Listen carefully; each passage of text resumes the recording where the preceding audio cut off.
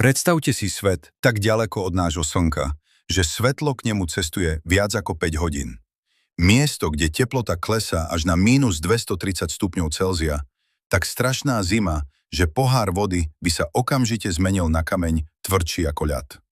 A rok na tomto svete trvá až 248 pozemských rokov. Toto je Pluto, kedysi 9. planéta našej slnečnej sústavy, dnes zaradená medzi trpasličie planéty. V roku 1930 mladý 23-ročný americký astronóm Clyde Tombaugh pracoval v observatóriu Lowell v Arizone. Porovnával fotografie oblohy z rôznych dní a hľadal objekty, ktoré menia svoju polohu. Dňa 18. februára 1930 objavil malé svetlo pohybujúce sa za dráhou Neptúna. Toto bol Pluto. Meno pre nový objav navrhla 11-ročná anglická dievčina Venecia Burneyová, ktorá ho pomenovala podľa rímskeho boha podsvetia, čo bolo dokonale výstižné pre tak tmavé a vzdialené miesto. Po 76 rokoch, v roku 2006, Medzinárodná astronomická únia rozhodla, že Pluto prestane byť planétou. Aby niečo mohlo byť planétou, musí spĺňať 3 podmienky. Obiehať okolo Slnka, mať guľatý tvar vďaka vlastnej gravitácii a mať vyčistenú svoju obežnú dráhu od iných objektov.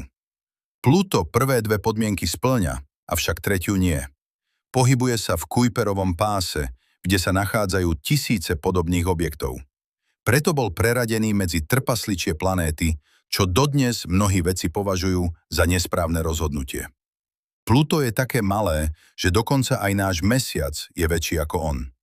Priemer Pluta je len 2374 km, zatiaľ čo Mesiac má priemer 3475 km. Jeho obežná dráha okolo Slnka je nezvyčajne naklonená a eliptická, takže niekedy sa Pluto dostane bližšie k Slnku ako Neptún. Naposledy sa to stalo v rokoch 1969 až 1999. V roku 2015 preletel okolo Pluta vesmírna sonda NASA New Horizons a poslala na Zem úžasné fotografie. Na povrchu Pluta bol viditeľný obrovský útvar v tvare srdca, teraz oficiálne nazývaný Tombaugh Regio, väčší ako 2 štáty Texas. Sonda tiež odhalila ľadové hory vysoké viac ako 3 kilometre a ľadovce z tekutého dusíka. Pluto má aj 5 mesiacov, pričom najväčší, Charon, je taký veľký, že niektorí vedci ich považujú za dvojitú planétu. Čo sa týka možnosti života na Plute, povrchové podmienky sú pre akýkoľvek život absolútne nevhodné. Teplota je príliš nízka, atmosféra príliš tenká a na povrchu nie je tekutá voda. Avšak niektoré výskumy naznačujú, že pod povrchom Pluta by mohol existovať oceán tekutej vody, udržiavaný teplom z rádioaktívnych prvkov v jadre planéty.